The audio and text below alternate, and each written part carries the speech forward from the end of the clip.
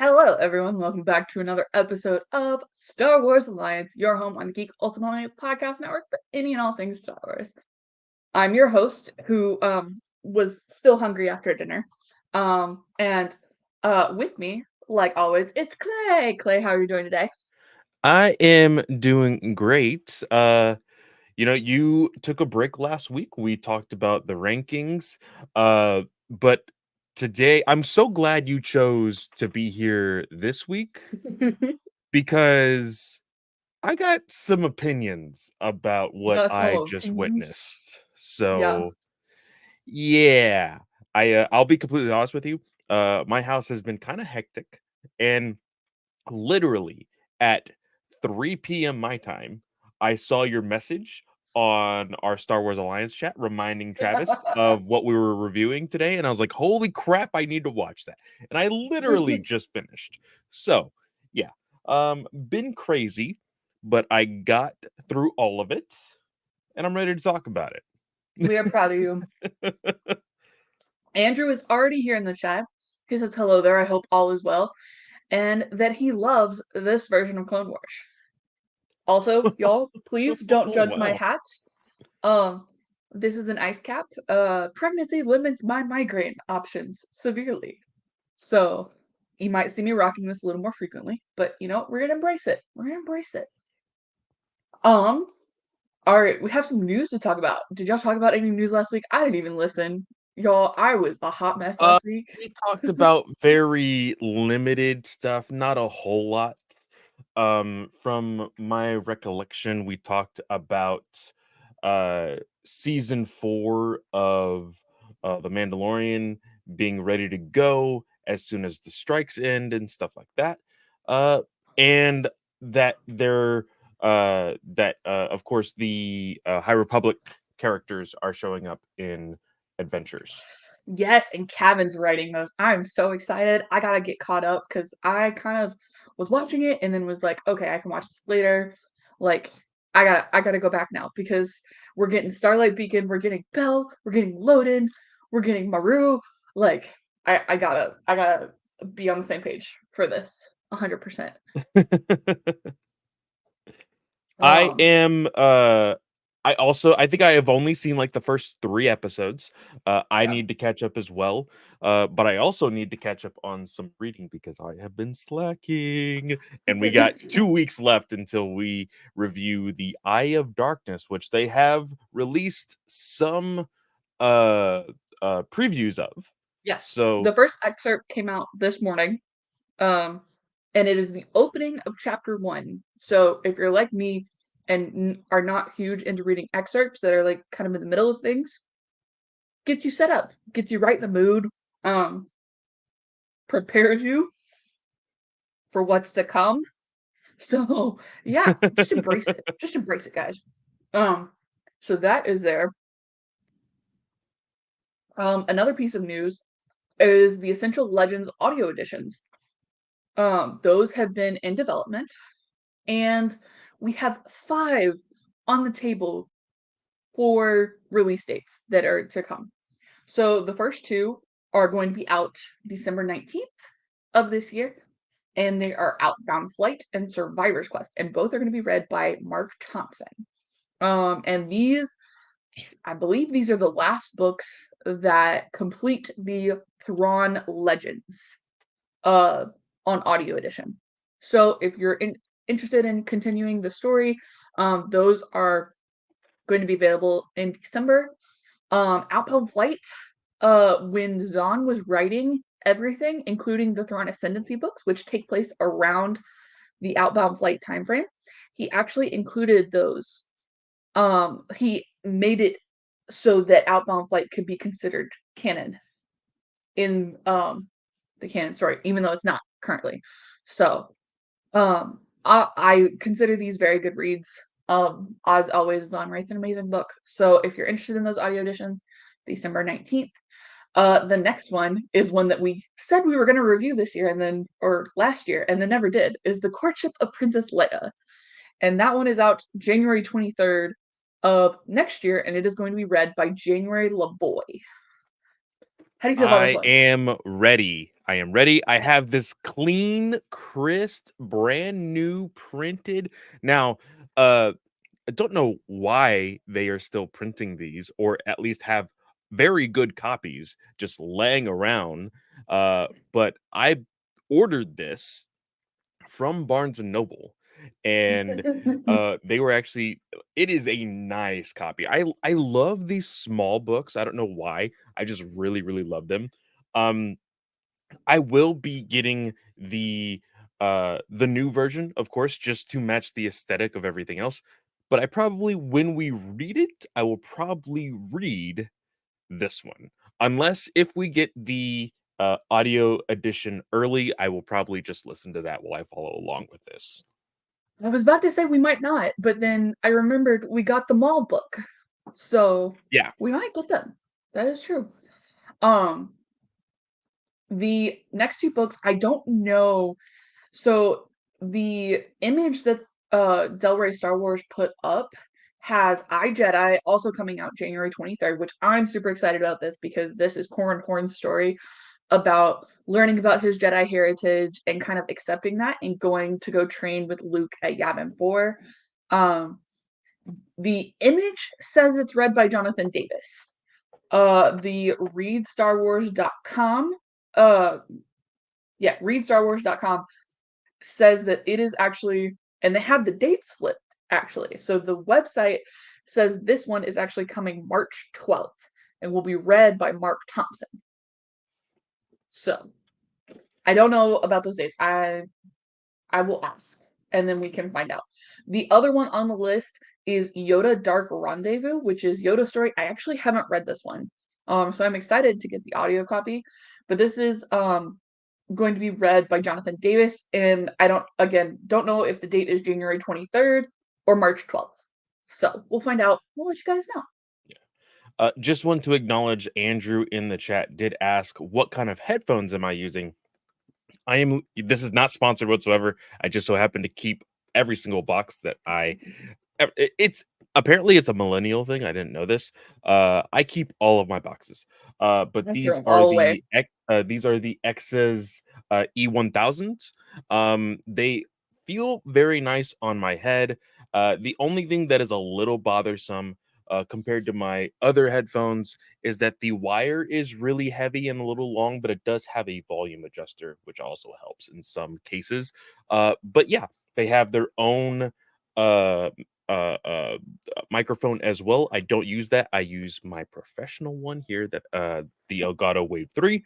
But headphones are really nice. But I think that is all of the news. Am I correct on that? Uh, you would not be correct because we had New York Comic Con this weekend.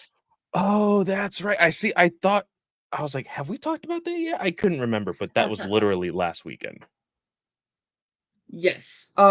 So not a ton of news came out with um New York Comic Con. Obviously, they can't publish anything related to shows right now because the studios still won't pay their damn actors. So, studios, get your shit together, okay? Because I would like the Acolyte to come out so that I can talk about it on the show and not while I'm going to be on maternity leave. So, thank you. Let's plan this accordingly, Star Wars. Okay, so with the publishing panel, the main news out of there was the fact that the Bounty Hunters run, which is a main run currently for Star Wars, is going to be ending with issue 42. This was very surprising to me, more so for the fact that it's lasted this long. Um, Right? Essentially, I legitimately thought that Bounty Hunters was literally a title that they made just for the event during the time, which was the Crimson Dawn stuff. Uh, Oh yeah, no, it was before that. I thought it happened just before that though. Like it wasn't very far in when that had started, I don't think. Uh I'm just googling. double check for me. Um but I didn't think it was going to last that long. I thought tops it might hit 20 issues. knowing that it hit 42 issues or that it's going to hit 42 issues is absolutely insane. Yeah. So this bad boy started in March of 2020. And War of the Bounty Hunters was 2021 in May. Oh, so it was a whole year. Okay. Okay. Yeah, So, I because it mean, was partially delayed with COVID. yeah, so Um, give or take, it was still relatively new. So, for the fact that it was or still able to hit 42 issues is insane. Just goes to show that you can literally make stories out of anything and everything in Star Wars, which we've talked about and how mhm, we love about it. But yeah, uh I think it's had a good run. I think if anything, 42 is probably going to end either right in the middle or right at the end of the uh current Dark event that they're Droids? doing. So Yeah, it so makes sense. it looks like Dark Droids is gonna wrap up in December, and the final issue will be in January. Ah, yeah. So right immediately afterward. And also looking at our chat, there is other pieces of news that came along with this. I want to go ahead and shout out. Uh, we are getting Visions manga. That Oh, was that yeah. was another thing that I saw announced by Viz Media. It says celebrating the smash hit series Star Wars Visions with this manga adaptation featuring stories and art from all of the creators of those animes for Visions. And it has the characters from Lapan Ocho, and it has some other characters from the second season of Visions. So that is going to be a lot of fun. We were talking about, will we ever get a sequel to the the Ninth Jedi? I think this could possibly be that adaptation, getting something out of those stories.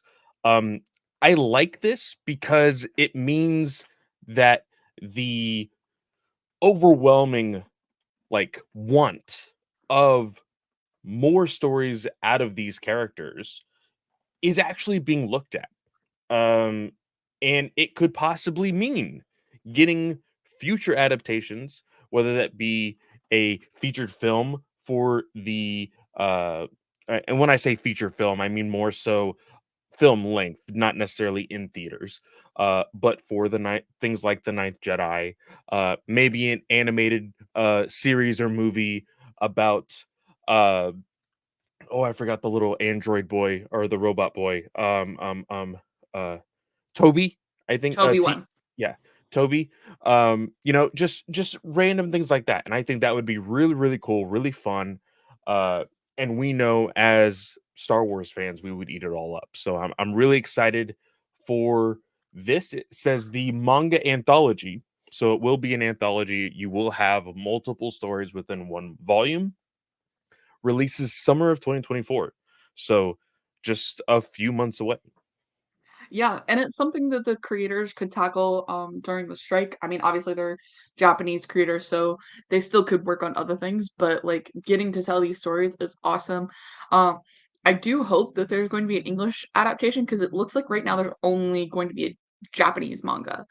So, translating it would be awesome, because I'd love to get my hands on these stories, so Mhm. Very much so. before you were born, Andrew, this version of Clone Wars came out after I was born, so, like, you're the first person to ever tell me that something came out before somebody else was born, No, and it didn't apply to me. I watched the debut of this Clone Wars version on Cartoon Network.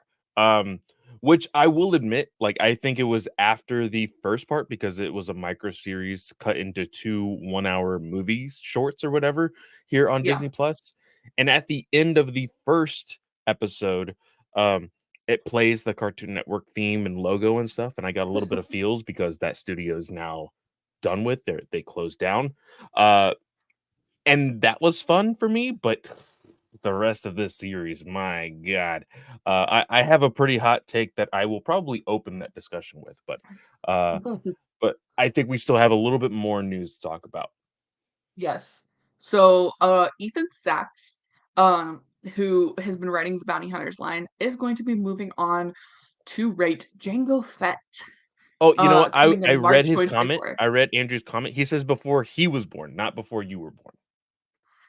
I know, before he was born, but I was born in 95, and this came out in 2004. Yeah. Yeah. Yeah. Yeah. Okay. So that's what I was talking about.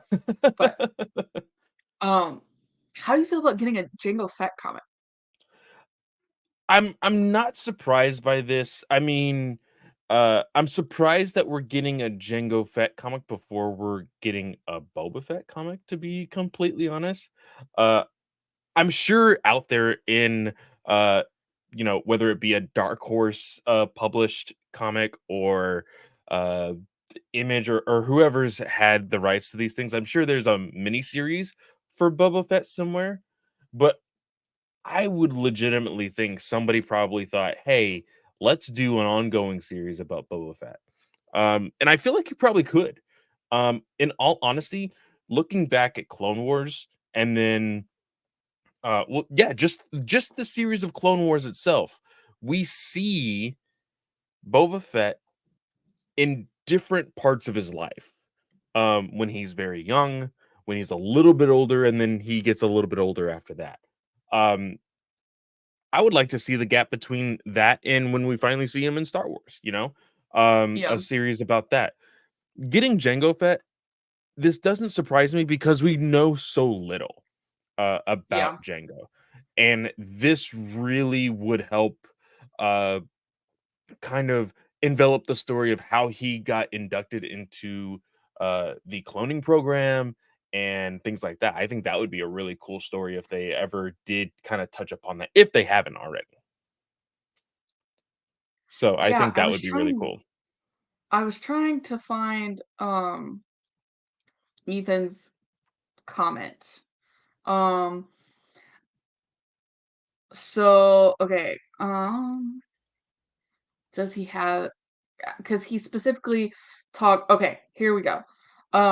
So this was him talking about bounty hunters and transitioning kind of into the Jango Fett. So he apparently said that he was the one who wanted to do Jango Fett. So he said, yes, it's true. Star Wars Bounty Hunters ends with issue 42 in January. If you weren't at the panel, I can tell you I asked Marvel and Lucasfilm for three things to end it with a bang. No, that's not a blowing up Valence reference. Number one, it's going to be exercised to send Valence off with an explosive finale. Sorry. It's so big we needed two artists, including the great Jethro Morales. Number two, I asked for was to bring back Paulo Villanelli for the ending. Um, and they said yes. And he said, if you weren't at the panel, you missed Paulo jumping up from the audience, yelling, "You promised I was done. I can't take this anymore," and running out of the room. And he said, "We're proud of that bit." And he also said, "Don't worry, he's under contract. He had to draw the ending, and it's perfect." Then there was request number three. They asked me what I wanted to do next. I said Django. They said yes. And then they said, your artist will be Luke Ross. I have no idea who that is, by the way. And he said, I spontaneously combusted.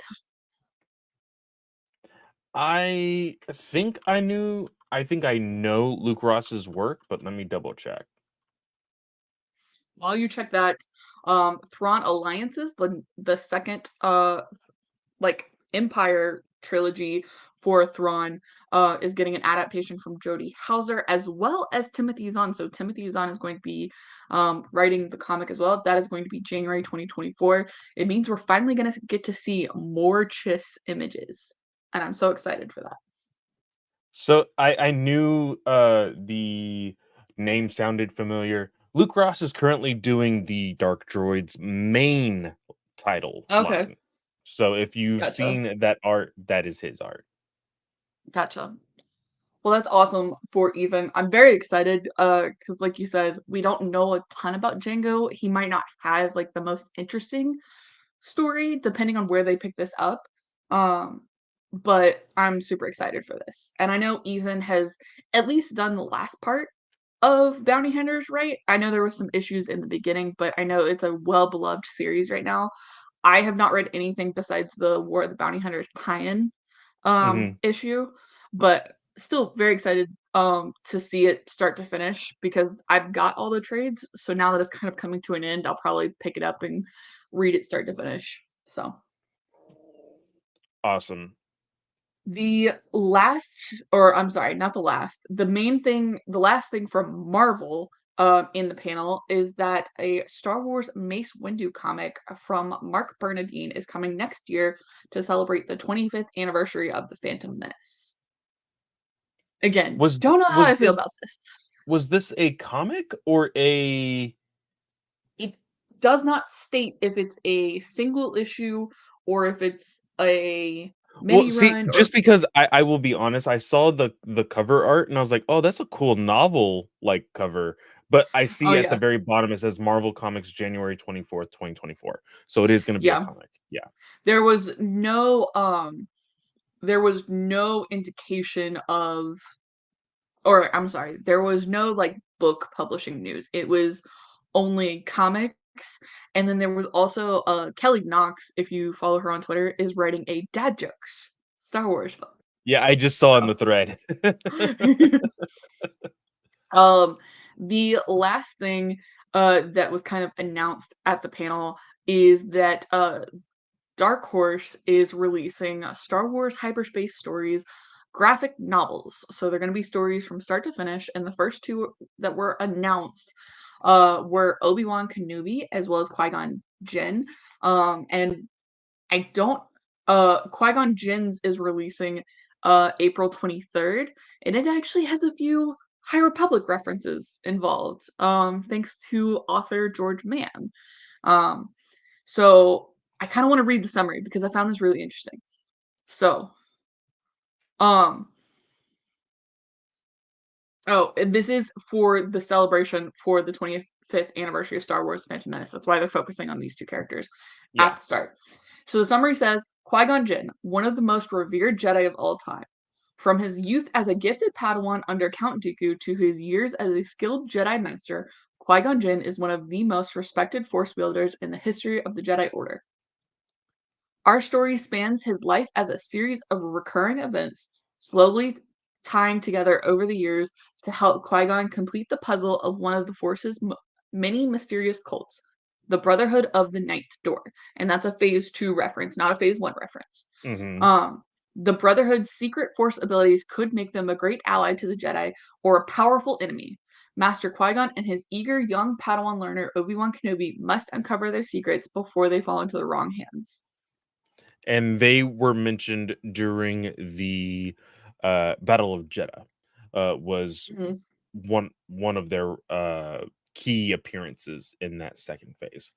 Um, I like the cover art for these 2 graphic novels. There, of course, is the Qui-Gon Jinn one, and then there is the Obi-Wan Kenobi one. My only problem is if you stare at the Obi-Wan Kenobi art too long, it starts to turn into Mark Hamill.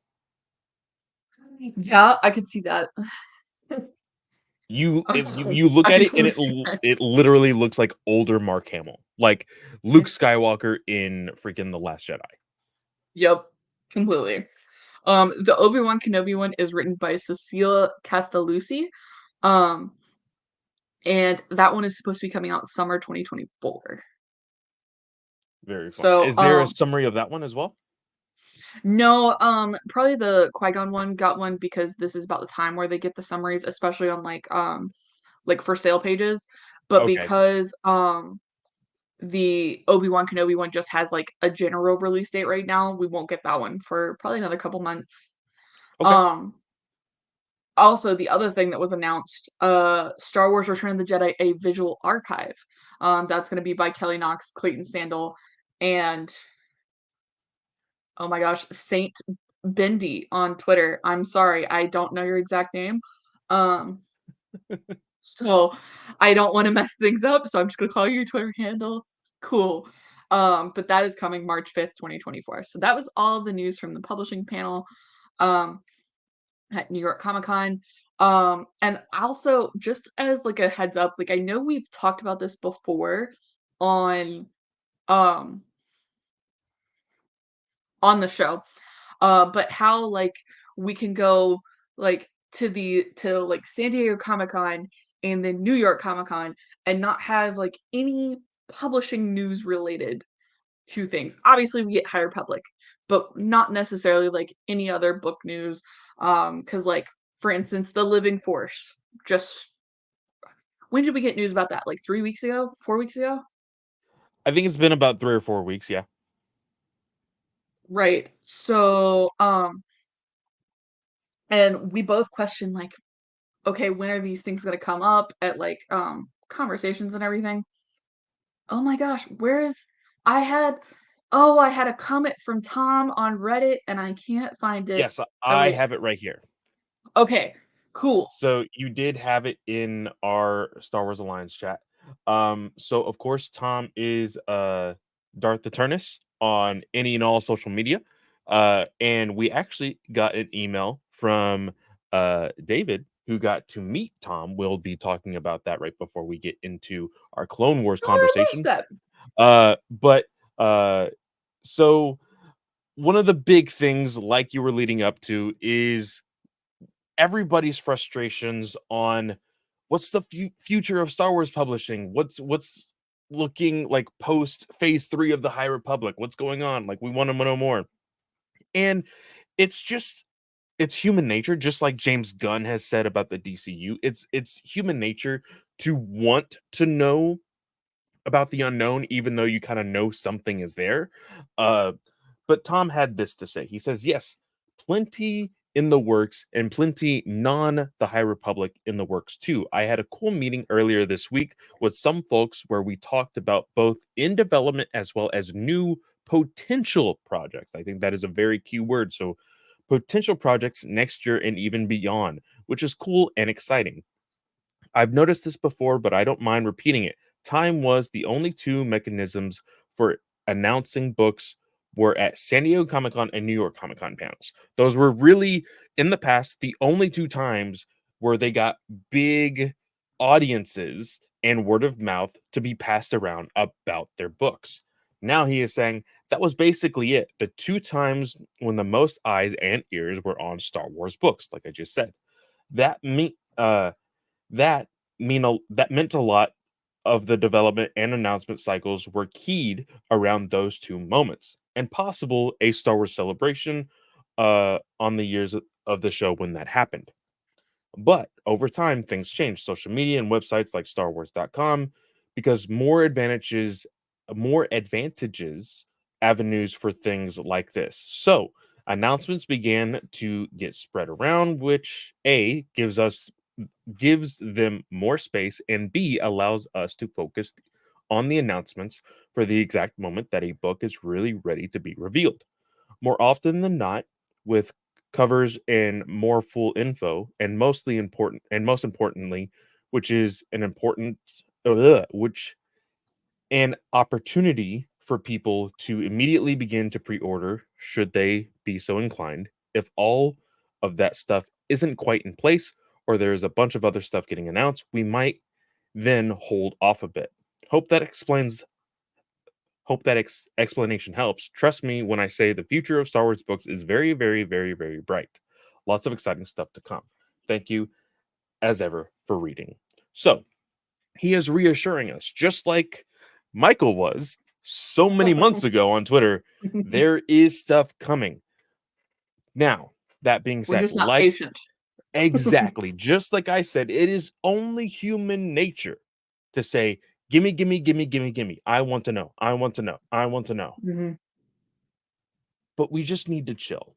One thing that I have seen so many people, especially in our fields as podcasters, Mhm. take it from Scott over there at the Squadcast. He, spends a lot of time on the vodka streams over there with Film Junkie as well. When he kind of got just tired of what was coming out for the DCEU after the whole debacle of Justice League, and there was a lot of stuff that was announced that he didn't want, he kind of held back on a lot of like the insider stuff And he started to get a little bit more excited about movie announcements because he didn't know everything. The same Yep. thing can happen to us. Now, me and Katie will always be all over this stuff, so we can only get as so excited as our fandom ourselves helps us. Uh, but you guys, you'll listen to us, you'll get excited as well. But I You'll encourage forget you about guys. it. Exactly. Like for me, I have this joke with Joe over here on the Geek Ultimate Alliance podcast network. We consume so much content on a daily basis that we forget mostly everything that happens the 2 days before.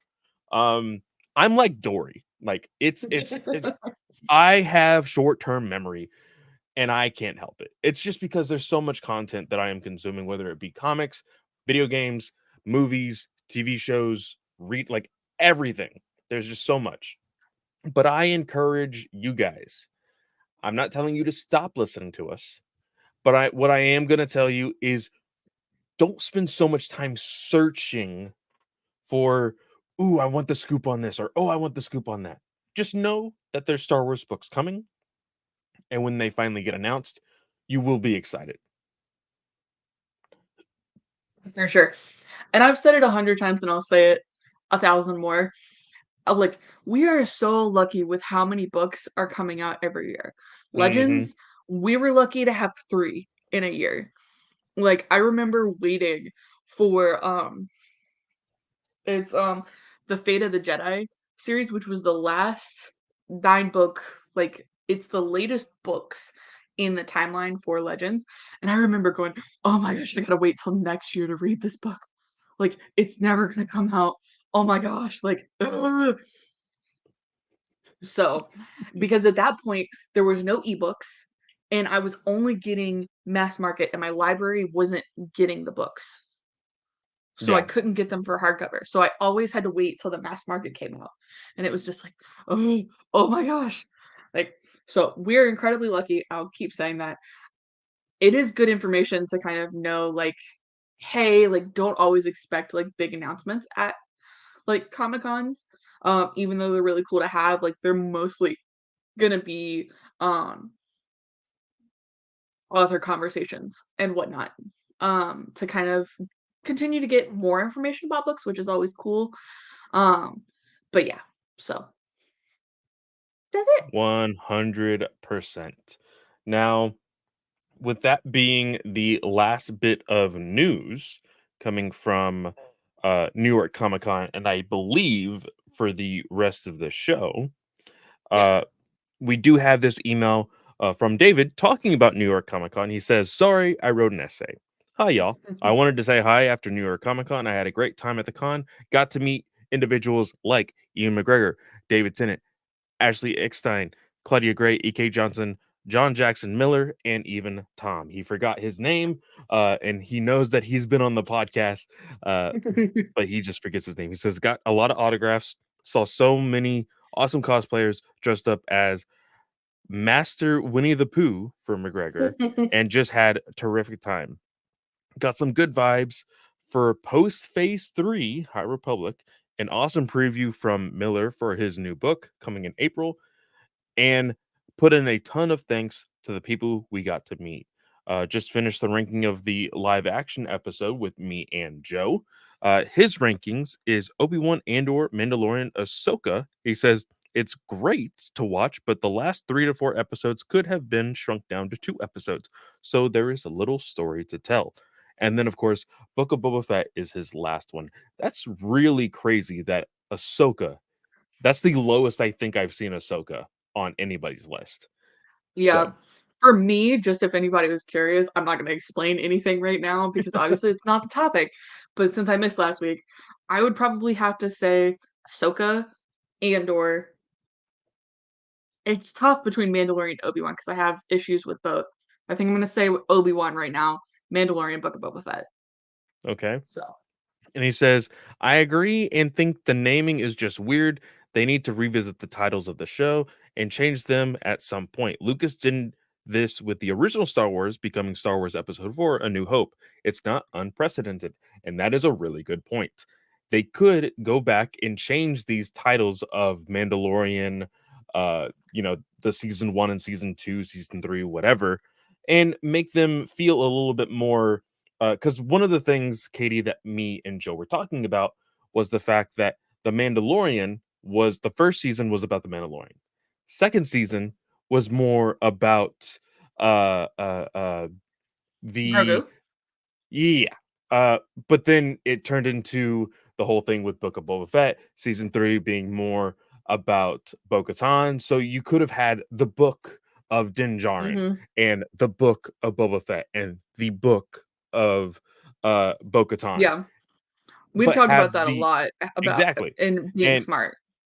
I think it would be very cool if they did go back and change those titles. Um, and now he says, I also want to make a comment on the fact that y'all mentioned that the last episode, how James Cameron made a successful movie, then promised 5 more. Who does that? Well, Lucas did. He made Star Wars, then when the sequel was out, changed the numbers, was going to make episodes 5, 6, 1, 2, and 3. I also want I to hate to break nitpick. it to everybody, but James Cameron's movies, the Avatar series, is not good. So at least George Lucas did it better. Thank you for coming to my TED Talk.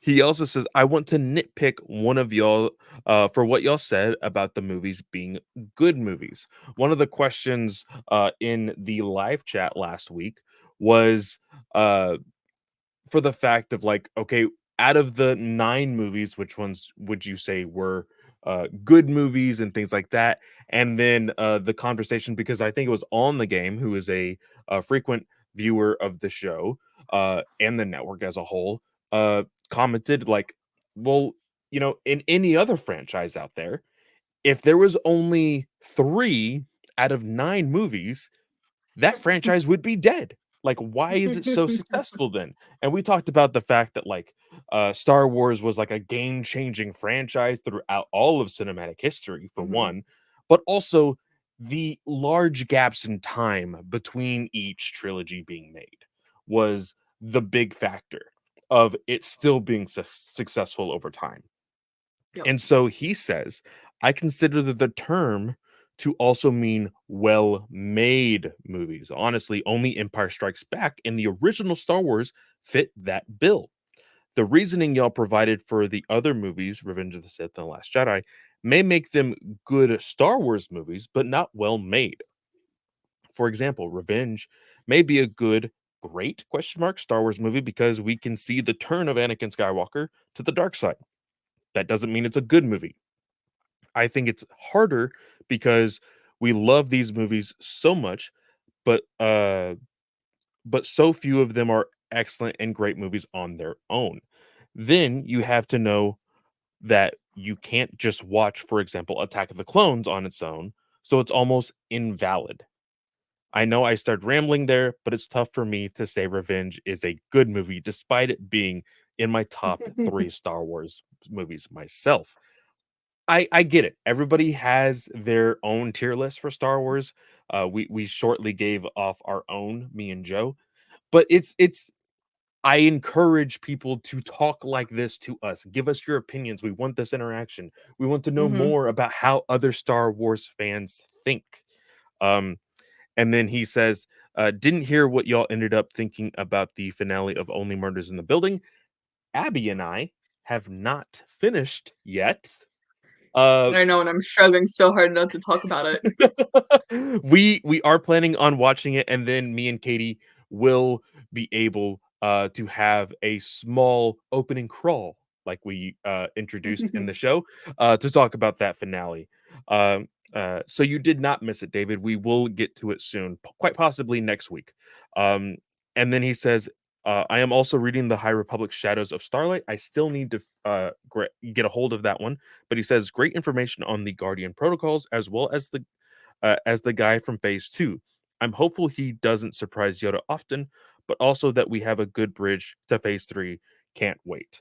And I believe that would be the Blade. I can't tell you that. No? Can't tell you that. Okay. I just wanted to throw something out there because phase 2 to phase 3, like, and talking about Yoda, like, maybe. Again, I don't know what y'all are talking about, so I will get to that as Remember how soon we as talked possible. about the Edge of Balance perception book? Yes. Yeah, there. Okay, You so never read that one. I didn't read that So one either, so I'll have to jump on that one as well. So he says, I gotta stop now. I'm just thinking of things to add, and I've already written an essay. Thanks for everything. yes. David, And I thank have you read for Shadows. writing in. Yes, David, I completely missed this. Because Clay got to it before I did. So I always like check through my emails, but I look for new messages. So like I didn't see it because Clay had already clicked. So but I have read Shadows of Starlight. I thought it was a great comic, other than like some of the tracing things that we had talked about when it released. Mhm. Um, but it's a lengthy boy. Like I don't think it's its traditional issues length, but it's got a lot of good information. And I know the next one is supposed to be about Elzar and Avar, which if you read the excerpt from Eye of Darkness today, you would know that there's going to be some drama there in Phase 3. So I'm Yeah. interested to see how issue 2 ties everything in. I'm curious if the Shadows of Starlight issue 1 was larger just because it's a number 1 issue. Usually when a new series comes about, the first issue might be anywhere from 30 to 50 pages. So, not necessarily meaning that every issue will be that big, but quite possibly just for that first issue. I didn't Um know that, so that's good to know. yeah. So now we are on to Clone Wars. This debuted, I believe, back in 2003 or 2004. I can't remember which one it was. Um, but on Disney Plus, this is categorized under is the Star Wars retro Vintage. vintage, not retro, vintage Star Wars. And it is the 2D macro series. It is cut into 2 parts, and each of them are an hour-ish long. It's an hour and 3 minutes and an hour and 6 minutes long, I believe are the lengths here. But Katie, uh, I'm gonna go ahead and get my hot take out of the way. I will never get those 2 hours back. I will never get those 2 hours. Now, I found the I second remember season 2 better. parts of this. I remember 2 parts, 2 scenes out of this entire thing. When I when I watched the debut, and I was like, "Whoa, this is cool." Watching them now, Katie, 5 minutes in, I almost fell asleep. 5 minutes in. I You am didn't take a so caffeine pill? I am so glad we have Clone Wars to go back to. Like Yeah. the Clone Wars that we have now, all 7 seasons. One of the biggest mistakes that this macro series, whatever you want to call it, it's called 2D micro series. The biggest problem that this had was the lack of character development from the first minute to the last minute. We see this is basically Star Wars ASMR. Like there is very little dialogue. Yeah. It's 2 hours long and there is still very little dialogue. You see Yeah. more fights and shooting and everything. There is like a 6-minute firefight with no words. It's just clones and droids shooting each other, and I'm like, I, I, I'm basically just listening to a podcast of blaster fire. This is so annoying. Like we don't get like I think we get Commander Cody is the only name drop of all the clones that we get. In Fordo is another one.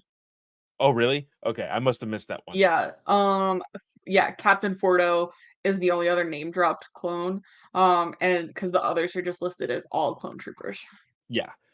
It's bad. It, it like for I was so just annoyed when there was just no talking at all. I'm like, not people barking orders, like there's no, like I said, no character development, no expression from these clones, no nothing. And Yeah. my god, it was boring. Like, the biggest part of this is obviously to, like, kind of serve as, like, mainly, like, a transition between Clone Wars and, I'm sorry, Attack of the Clones and Revenge of the Sith. So, it's like, that's what it does. It takes the 2 hours and it just kind of, like, falls along the line. Um, and it's mainly tracking Anakin's transition between Padawan because he's a Padawan in the first hour, and then in the second hour, he's a Jedi Knight, transitions Hmm. to the Jedi Knight and everything, which I thought the knighting ceremony was cool. Um, this is like a production element critique. Um, as a production critique, like the animation, they forget things. So like in the second hour, which is like volume 2 or whatever on Disney Plus, it's there's like some shots where Anakin has armpit hair and you can see the armpit hair sticking under him like with his lightsaber up. And then there's other scenes where he's in the same exact pose and there's no armpit hair. There's also like where like It's he's got like the tattoo lightning bolt thing mhm. and his scar, and there's like a whole 30 seconds of him walking through the cave where he doesn't have the scar or the blue from like the worm things. It's it's just something that happens with 2D animation. Um, I think it's more visibly, like, jarring in the type of animation that we get nowadays, because there's, like, almost 0 2D animation anywhere in any studio nowadays, Yeah. uh, and I think when you have a hiccup like that, it is jarring, uh so much so to the point of like you have to be like, okay, there is clearly something wrong with this next frame. We have to find it. Whereas this, it's so simple for people to just draw and then move on. Um, I the voice actor for Anakin. Oh, when he opens his mouth for the first time, I was like, what is this? This guy really tries to get that like I don't even Hayden Christensen? Hayden Christensen type of like dialect. I don't even know what to call it, but it's like this weird like twang and like kind of whining voice that he's Yeah. trying to use. It is horrendous. Oh, he is apparently widely praised for his voice acting skills and getting so close to Hayden Christensen's Anakin to the point because Matt said the same thing, and it's to the point where he has literally voiced Anakin in I think every single video game since No way. 2002. Galactic Battlegrounds clone campaigns, The Clone Wars, Star Wars Battlefront, Episode 3 Revenge of the Sith, Battlefront 2, The Force Unleashed, The Clone Wars Republic Heroes, Connect Star Wars, Star Wars Pinball, Star Wars Commander, Star Wars Galaxy of Heroes. Are you freaking kidding me? I've been playing Anakin on Battlefront 2, and this asshole is the voice. I That is so that's going to pain me every single time I choose Anakin Skywalker on that game now. Yeah, Oh, that's literally so annoying. literally under his career on Wikipedia is Star Wars, and the similarity of Lucas's voice with that of Hayden Christensen was highlighted from his work on Star Wars The Clone Wars with a video game talk review of the game saying that his voice acting could almost pass for Hayden Christensen, while saying that overall the voice work on the game was generally good. Nah, That is his I'm sorry. career right there. I can't. I can't. I'm sorry. Uh, now I will say by like the second part of this micro series, I'm just like whatever. It like I'm just watching the show at this point. Um, I talked about like the no expression and stuff from the clones because they literally none of them take off their helmets. They But do, you the just don't ever see their face. true. The lack of expression on Obi-Wan Kenobi's face throughout this entire 2-hour movie. We get some weird eyes from like Yoda and Mace Windu, like angry expressions from Yoda, Windu, Anakin, and the exact same face that you see on any stupid poster of this show is the exact same frame that you see Obi-Wan Kenobi from the start to the end. Nothing changes. And it's so annoying.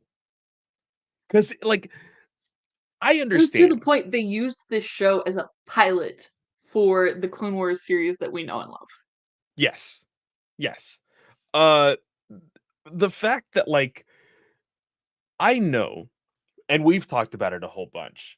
Comedy in the Star Wars universe. There's a lot of dry humor. Dry humor is great for this franchise.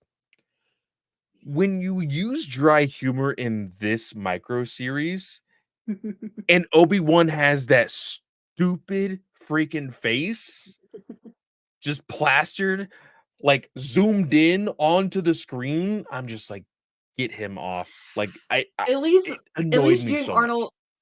James Arnold Taylor, like, he does a good job conveying the emotion in his voice.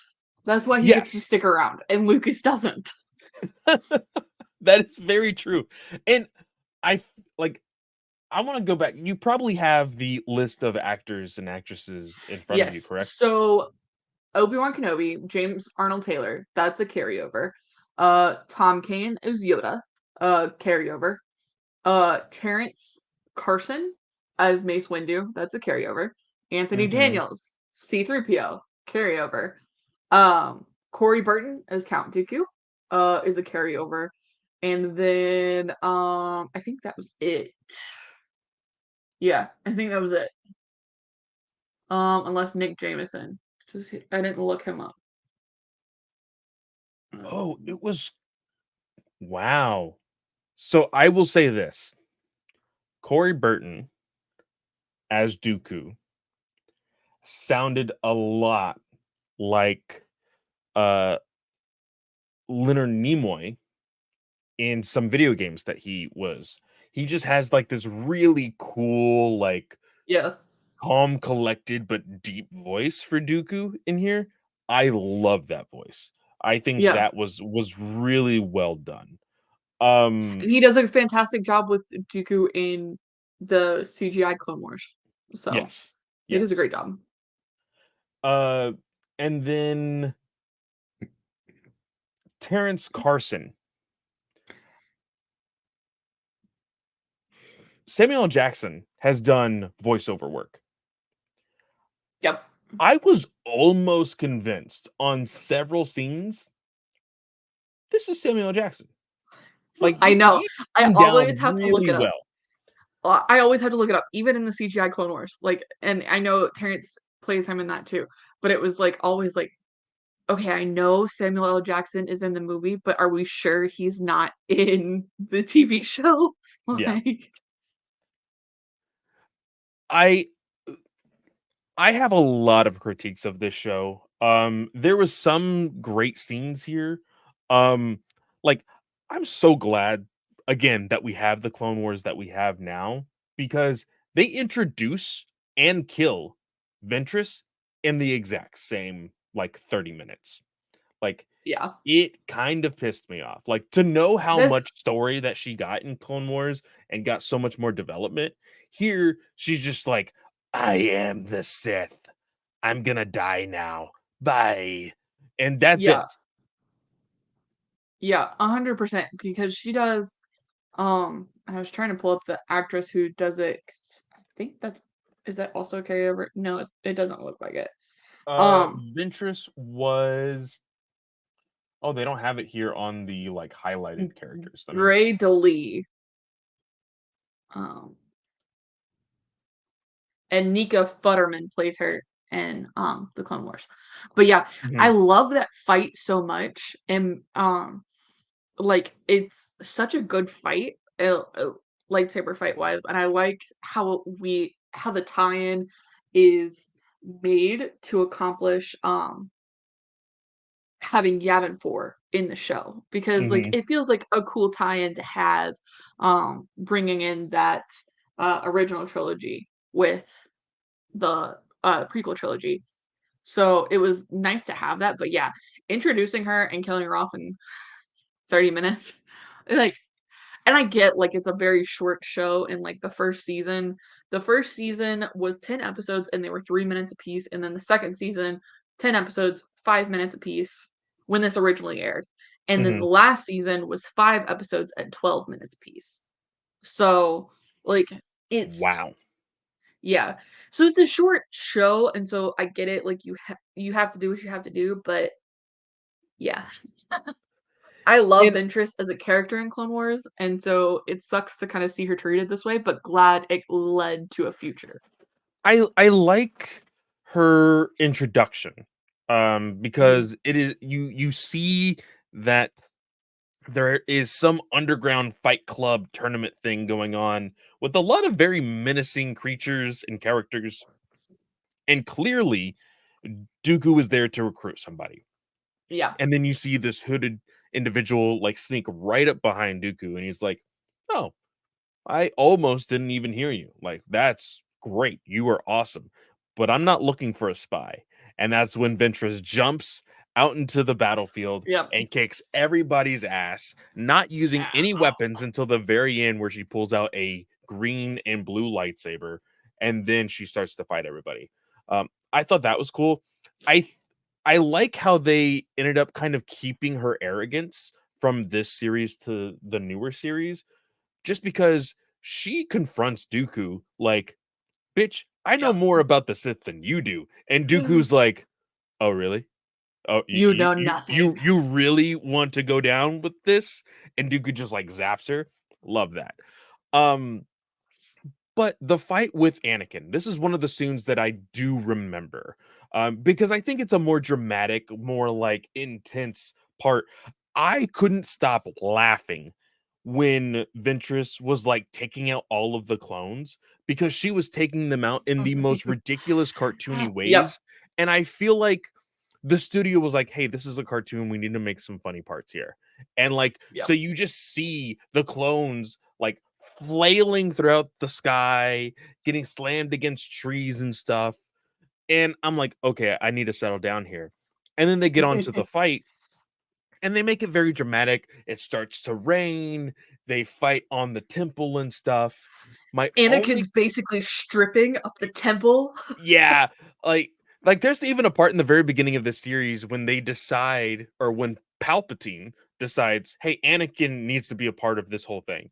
Uh walks up to his ship and just opens, like, it looks like he flashes everybody, and his coat just flies off onto C3PO.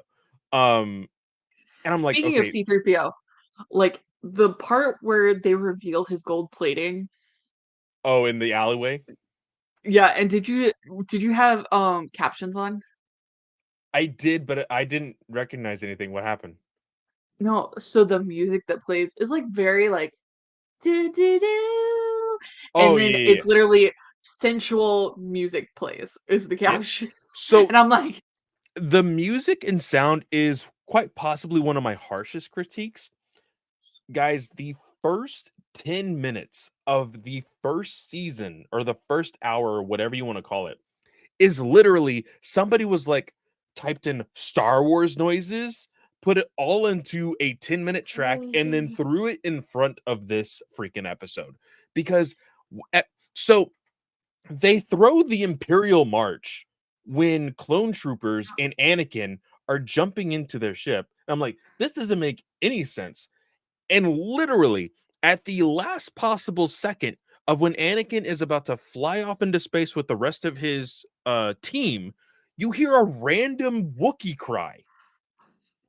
And I'm like, what is going on?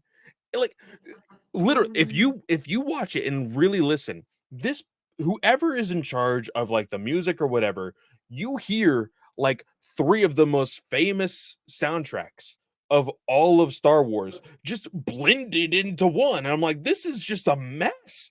Nothing blends together. It's just a hard cut in here and there, and it was painful. It was like, especially when I have already said this is basically just Star Wars ASMR. It's Star Wars bad ASMR. Like, that's the problem here. Like, it was so hard to I don't watch. necessarily disagree. I enjoy certain scenes, but for the most part, for me, this is like a okay, yeah, it exists kind of thing.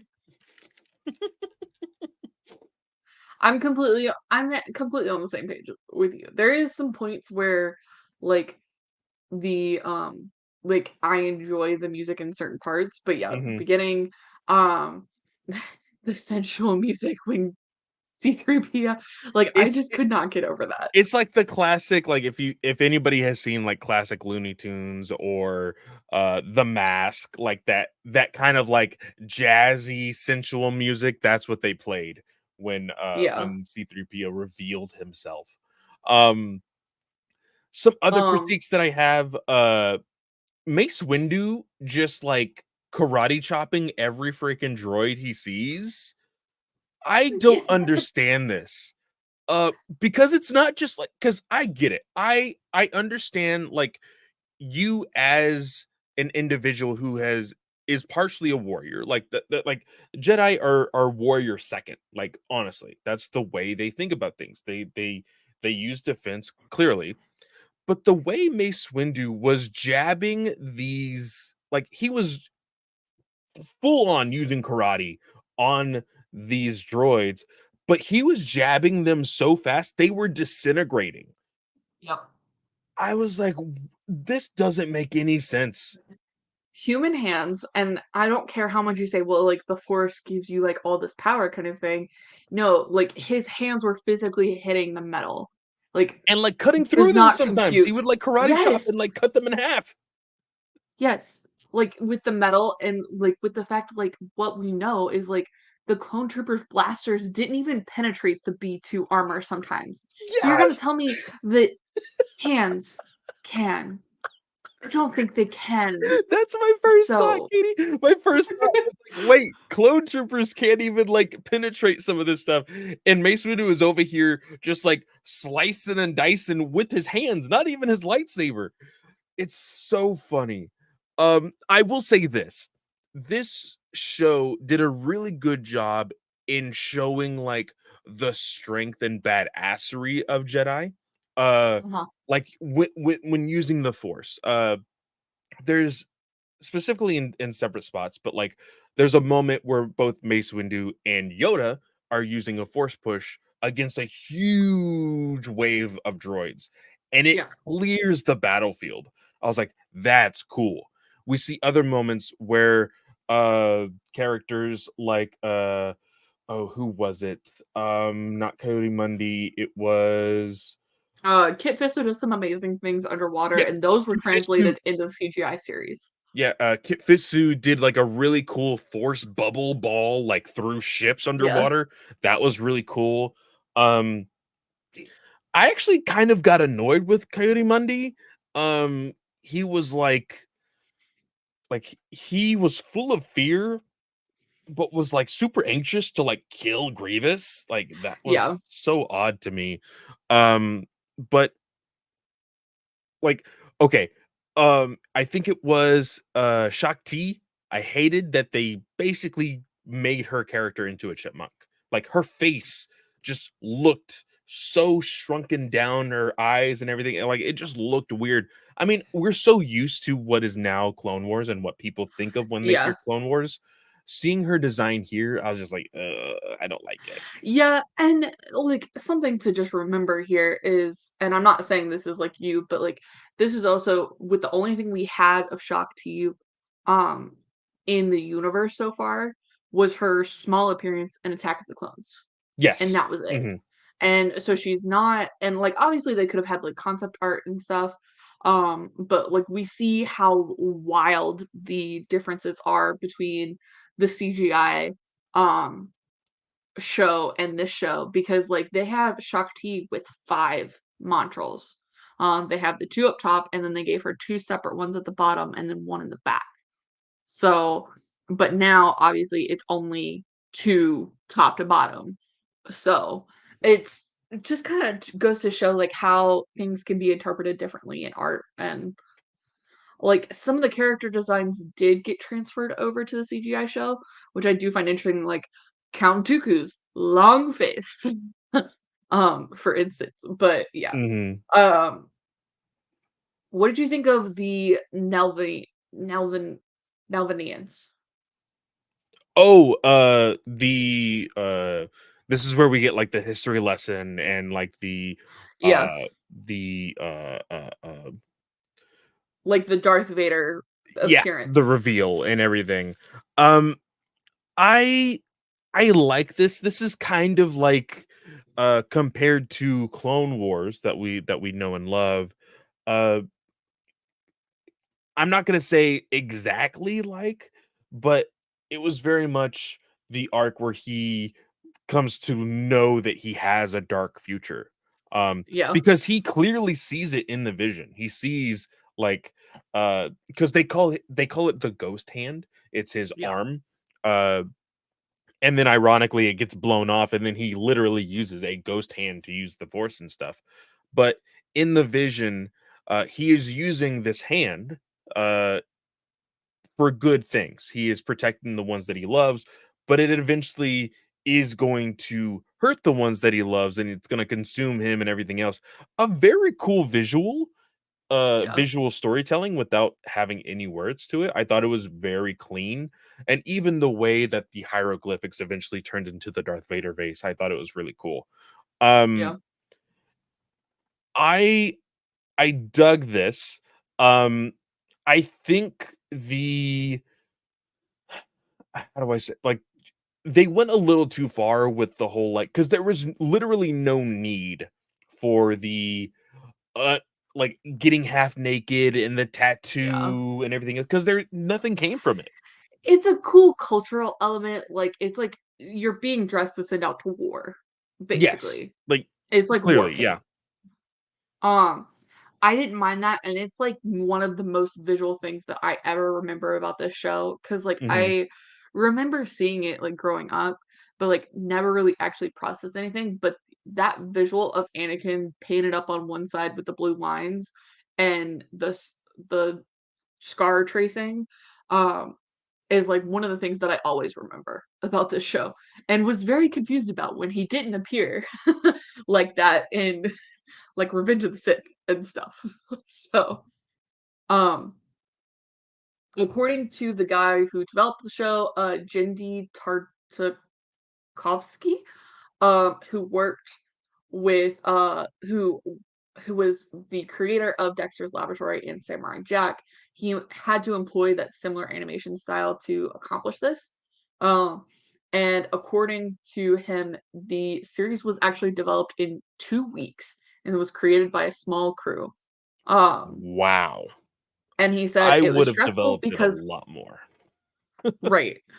But like especially when you're like, okay, like it's like I'm sure they weren't thinking of this originally as a pilot for a bigger show, Well, but I was gonna say not only that, but you just named Cartoon Network's like some of the two biggest shows yeah, on Cartoon Network.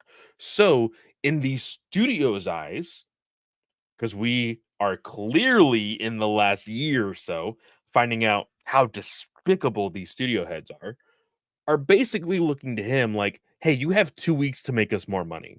Here you go. We have these rights and we have the okay to make this. You're making it. You have a deadline of 2 weeks. Like I could see the studio saying that, and putting them on that hard deadline. Um, and yeah, like clearly I saw the big inspiration and and similarities to that of Samurai Jack. It's one of my favorite shows coming out of Cartoon Network back in the day. Um, it looks great for the 2D animation. I just wish there was so much more they could have done with this. Um, because I think this is clearly something that they could have done horribly on for those first Yeah. 2 weeks, and then the studio being like, "Hey, we like this so much. Now you get to develop more with a much longer steady of time to actually develop develop Yeah. something." Yeah. Totally. Totally Yeah. could see that. But y'all, did you have anything else? I don't really have Um, anything else. I'm trying to think, not really. I'm trying to think of, like, where the inspiration for anything else came, but, like, there's nothing really here. The one thing that I kinda do hate about, uh I say I hate a lot about this, but, like, it really annoyed me that there was just a huge time jump. Like, you had the opportunity to tell stories, and you're just like, "Nah, let's just jump to this point of the story," and then that story literally ends, literally moments before we see them on the ships going to save Palpatine in the Yeah. Revenge of the Sith. Like, The time jumps didn't really bug me because again, like you're only getting so much time. And originally we didn't know how much when this came out, we didn't know how much time there was between Attack of the Clones and Clone Wars. mhm. And still even today, they say that the total time is 3 years. And I think realistically in this show, it's maybe about a year. So Oh, I don't know about that because we get, of course, him with the short hair and his Padawan braid. Then there in the flashbacks, we get 2 versions of his hairstyle. We get the kind of, mullet look, the very first mullet look yeah. uh, with no scar, and then we see a moment where Padme sees him with the scar, but kind of like a cleaner hairstyle, but still long. And then we finally get his final look in the last 20 or so minutes, where it is the scar, the scruffy long hair. Uh, so I think you could easily say it was 3 years. I would say closer to two, in all honesty, of See, how things played out. oh, like for me, the first hour to me takes place over like a month. And then the I second al- I hour is I almost said faster. the I would almost even say the first hour was less than a month, honestly. Like, Yeah, it just like, feels the like month it. is generous, Yeah. and so, like, I feel like the last half, because like, my hair grows like crazy. My hairstylist is always like, "Your hair is insane." Like, it grows like I 2 miss inches my in a long month. hair. So, I don't.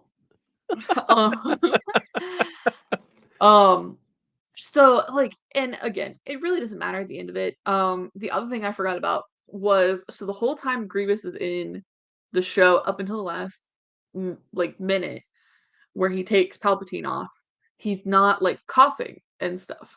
I liked the connection to kind of give him the cough with Mace Windu, like, crunching his internal organs Yeah. at the end. Um, That was cool. I legitimately thought so there is, like, this okay, whoever had the idea of giving the clones and droids jousts sticks was Yeah. stupid. I'm like, "This is a galaxy far, far away with technology way beyond ours, and you're giving them jousting sticks? No, I'm sorry. That's not gonna do anything Sometimes to giant ships and tanks and stuff like that." sometimes the old technology works best. Ah, phooey. I'm sorry. I'm not watching Star Wars for people to fight with sticks. Um, but the character that is introduced at that moment is this like hulking dude with a similar face structure of Grievous. And I legit thought that this was like the previous looking Grievous before Oh, he got, Dirge? yeah, yeah. I thought he was like what Grievous looked like before he got all scraggly and coffee and stuff. And I was like, how are they gonna devolve him to what he looks like now? Like, that's gonna be wild. Clearly it was not because Obi-Wan plastered him all over that freaking temple walls disgusting. Um, and I think that was probably the most cartoony thing, like this individual, like, and probably the most like non-Star Wars thing, because it was like a creature that was like Yeah. reforming himself. And like I get them taking a lot of probably Liberties? big 90s type of genre cartoon anime stuff in there, because it was popular, but that's not what was clicking with me. What was clicking with me Mm. more was the more kind of Star Wars accuracy stuff. Yeah. No, for sure.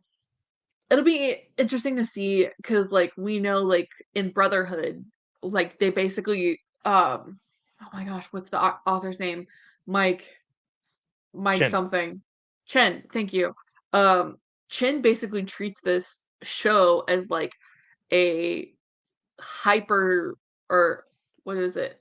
Hollow news drama, Hmm. where it's like, "Oh, this is a dramatized retelling of what's going on in the Clone Wars." I find that so funny. Like, I love that for like, I just think it's so cool that people, because Chen loves this show, and clearly Andrew says he loves this show. So, like, it's got its fans out there, and it's being treated well by the people who love it, and kind of trying to tie it in a different way than what it is, like, currently. So, the Star Wars universe and the Star Wars creators are just so fun. I love it. Well, it makes me wonder, and I think this will be our last talking point before we move on. But like, we had this. This was basically like the stepping stool to finally get to what we got. Do you Yeah. think we will ever see another adaptation of Clone Wars, or do you think we are done and we're gonna move forward with, another missing piece of timeline that we have in the Skywalker saga? I I just don't see why you would need another Clone Wars adaptation unless it's to focus on a different character other than Anakin and Obi-Wan. Like, if you wanted to maybe tell the story of the Clone Wars through, Barriss Offee's eyes, I think that would be super cool. Like, telling us how she gets from the religious Padawan that we know to the zealot who's a terrorist, um, at the Mhm. end. Like, telling her story, I think would be super fun. Not super fun, but, like, super interesting to kind of complete her story because it feels, and obviously we didn't get a whole lot of Barriss Offee in the end, but it feels like the turn came out of nowhere almost. Yeah. So, um, yeah. I know we have not finished from a certain point of view returns, y'all. We're gonna get to it, I promise, but not today. Okay. I I so we will go back We'll to it we'll next just week. go ahead we'll just go ahead and place it on hold. I think a lot of people need to be aware and be respective for the fact that with your announcement with pregnancy comes a lot of complications, comes a lot of uh I'll just face it. I'll acknowledge it for the fact of what Abby went through. She went through mood swings. She went through uh very quick illnesses, like during the day, didn't feel well, and this is like we're getting almost an hour and a half in, so I'm we'll be tired. fine. Yeah, we'll be fine. Uh, just know, guys, that we do have a review of from a certain point of view. So if you're wanting to go just more in detail of that, we do have an episode on it. Some things to look forward in the future. Like I said, we're 2 weeks away from recording our review of the Eye of Darkness. Katie's just like sitting there, like antsy, ready to I talk finished it. about it. I'm waiting How for you many to get to times the have you finished it? halfway. I have finished it once because I have been too tired to read. I have read one book in October, and that is it. Um, so I'm waiting for you to get to about the halfway point, and then I plan to reread so that I can catch up to you and kind of read it at the Okay, same I'll time let as you know you. when I'm at the halfway point. I'm not very far off, but yesterday and today were kind of like my like rest easy days, but from tonight moving forward, I'm gonna like hit the road running on finishing it up. But yeah, it's gonna be a lot of fun to talk about that. And I think that is it to look forward to as of right now. We Yeah, have I think we have on Dawn of the the Jedi list next week. Dawn of the Jedi to talk about. So that will be very interesting as well. So uh with that, you can always find me at Fanboy Clay on any and all social media. It does look like, if it's true, I know very famously in our GUA chat, Chris always yells, wake me up when this actually happens. But if the rumors are true that Twitter is becoming a subscription based social media, you will not see me there anymore. So Yep, go check me same. out anywhere else. But I have made the announcement on other platforms and whatnot. But Abby has convinced me to try and do the Marvel Snap Creator Program. I am really into that video game. I'm going to be streaming a whole lot more on Twitch, so go follow me there. I'm going to be making YouTube content on the game. That's going to be very fun. I've been really big into making thumbnails and graphics. So I'm preparing all of that for you guys. So go check me out there. We do have a Marvel Snap podcast over at the Patreon. Gonna try to see if we can push that into our main feed, if not on my YouTube channel. So that'll be a lot of fun to look into as well. But Katie, what about you? So, y'all, you can find me on Twitter right now. It's at Slice of Katie. I am on most social media platforms at that same username, including Instagram, Blue Sky, and Threads, though I rarely use the last two. But obviously, if Twitter dies, then I will move. Um, so those are where you can find us. Star Wars Alliance is currently only on Twitter. Um, we need to probably get it set up on one of the other platforms just so people have a resource to go to. But that username is, as always, Star Wars Alliance without the A in the war is very important. Don't forget it. Remember, you can always email us. It's the same username. Again, Star Wars Alliance, no A in the wars at gmail.com. Remember to also text us at 830-538-4828. You can text or leave a voicemail. Just give us a way to address you so that we can kind of refer to you and not just say, oh, this rando just sent me a text message. Like, oh, like here's what he said. And obviously you'll know what you said to us, but like we want to be able to like have a conversation with you, and a nickname makes that easier, guys. Um, so yeah, we love getting feedback. David, as always, your emails are fantastic. If you want to go longer, we'll read them. I don't care. I'll read them live on the show and like figure them out for the first time, like I did today. So yeah. Um, Currently on Patreon, I believe I have the Santa Staros comic review. Yes, you do. So that is up there. I did just get in the Tales from the Death Star, the spooky tale from Kevin Scott this year. So that will be, and it's not going to be up by Halloween, guys, but that will be the next one on Patreon to talk about. It is by Dark Horse. It's published by Dark Horse by Kevin Scott and a couple other artists. So yeah, that is it. Obviously, again, Dawn of the Jedi, the earliest book in the Legends time frame, is what you can expect from us next week to talk about, and of course, any news in a galaxy far, far away.